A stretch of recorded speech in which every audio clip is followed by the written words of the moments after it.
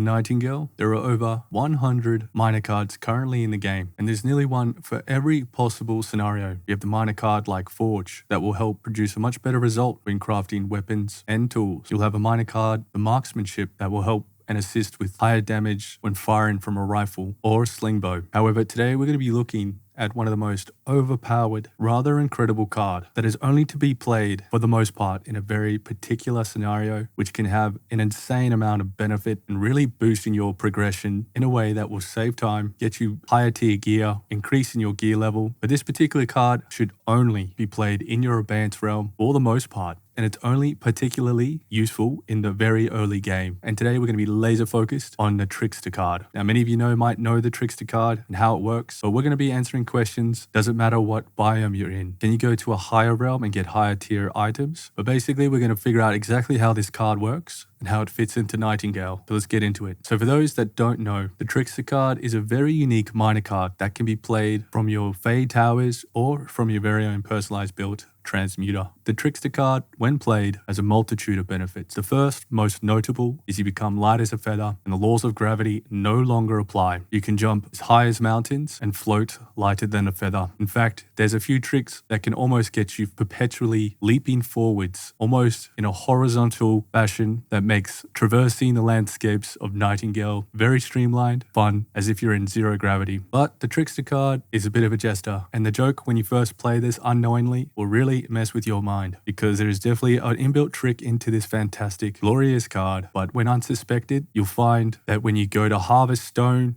turns out to be wood. Not just any wood, but a tier 2 from the swamp, desert, forest, the 3 different biomes. You can obtain the tier 2 wood that is dropped from stone. And the confusing stuff doesn't just end there. If you go to chop a tree, the tree turns into meat. What the hell is going on here? A confusing and bewildering experience when you first try this, especially if you have no idea. What if we go and mine ore or attack animals? Well, attacking animals results in a very peculiar resources. Upon killing any creature during the trickster's rampant disobedience will turn all flesh into a variety of different ores. And not just any ore. We're talking ore that can be turned into ingots that are way above your gear level. Ore like cobalt, pursuit, and many others, some over level 100. So you can start to get a glimpse of how potent this can be very early on. And if you go to mine something like the ore nodes themselves, or some of them can turn out to be stone, some of them can turn out to be animal fiber, plant fiber. But funnily enough, if you do mine gems or rubies, they remain the same. And same if you wanted to go and harvest any plant material other than trees, you'll find them unaffected. However, even the bound still apply to the rule where anything with flesh will turn into ore, which makes for some very interesting and potent methods to mine some of the rarer, higher level resources without even having to leave your Abeyance Realm. So let's take a closer look now that we know that the Trickster card turns the world upside down, giving you low gravity, turning flesh to ore, chopping trees to flesh, ore to fibers and stone. And with all this being said, getting this card early can dramatically change the outcome of your progression. But how does this card actually work? So once we play this card in our transmuter or at a Fade Tower, it will be dropping these resources as mentioned. But after doing some testing, this card should really only be limited really to your Abeyance Realm, because there's some important key things we need to understand. For one, the resource drops do not change regardless of what biome or major realm that you're in. For example, there is no difference between using the Trickster card in the desert, swamp, or forest realms, regardless,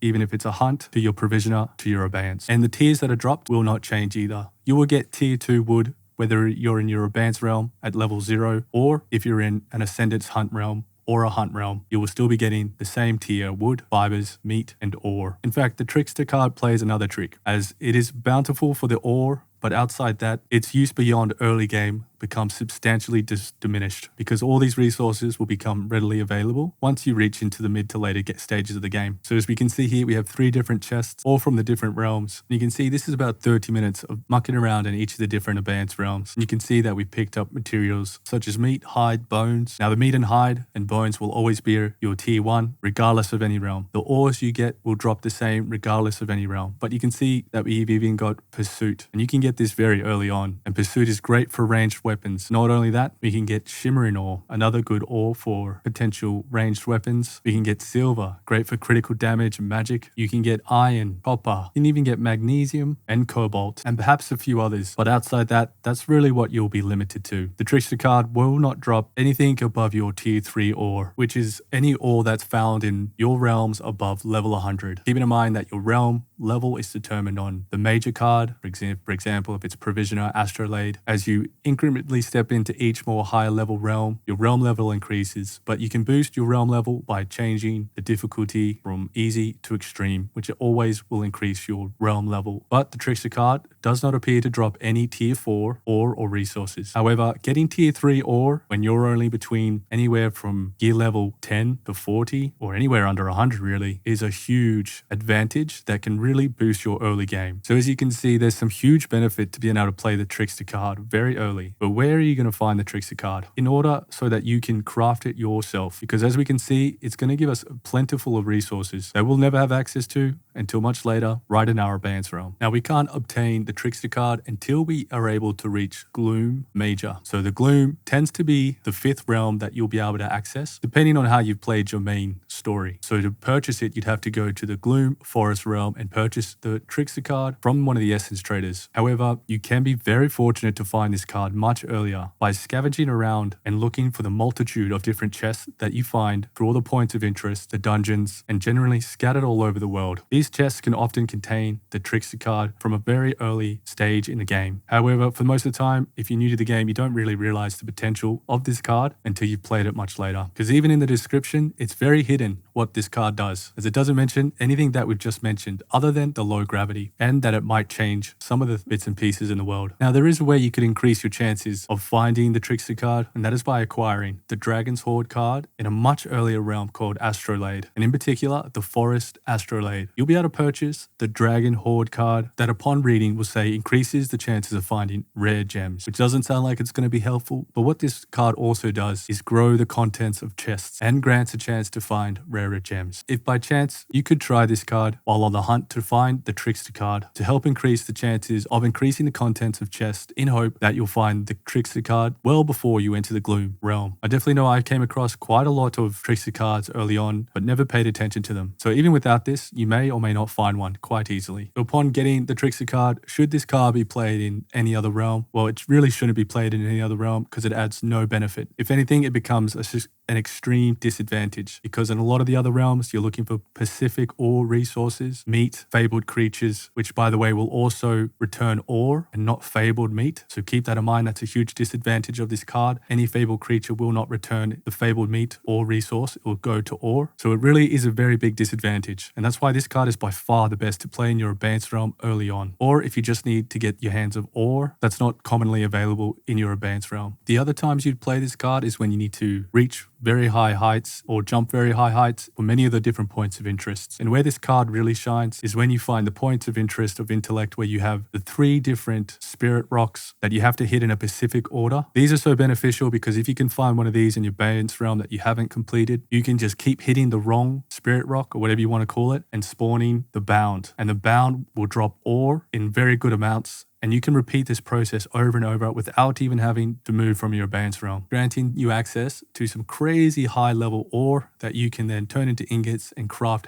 much better stat gear, which will do more damage, which is going to help you be able to go into realms at a higher difficulty, which then increases your access to higher ore nodes, higher fabled creatures. You get the picture. And then you can turn all that into food, weapons, and it just overall will boost your very early game substantially, assuming you can find a Trickster card early. Now, if you're in your Abeyance Realm and you've completed everything and you can't find any points of interest that you can just farm the bound, that's when you would consider going to a different Abeyance Realm, like your desert, swamp, and just playing the card there. You don't have to make it your home. You just want to go there to mine some ore. Now, if you use the Trickster card early and you apply that other method that I made a video about that I'll link in the description where you can use an intended mechanism within the game to get access to something like gold, silver, and other rare resources and even higher tier trees, wood, etc. This becomes a very potent possibility for really speeding up your early game. Beyond using this card in your Abeyance Realm will really add no value. And once you're in your mid to late game, the Trickster card only becomes something to play for a bit of fun to float around or to navigate up some of the difficult terrains, for instance, like the Desert Realm, where you'll oftenly find many of the structures launched high up on the mountains, on the plateaus, and rock escarpment. So I can say this is one of the most potent cards to find early and to play in your Abeyance Realm, the most overpowered card for your very early game. There's no doubt about that. But what do you think? Is the Trickster card that good early on? Did you find this helpful? Let me know in the comments. And before I go, you should consider playing this card when you're trying to run some of your vaults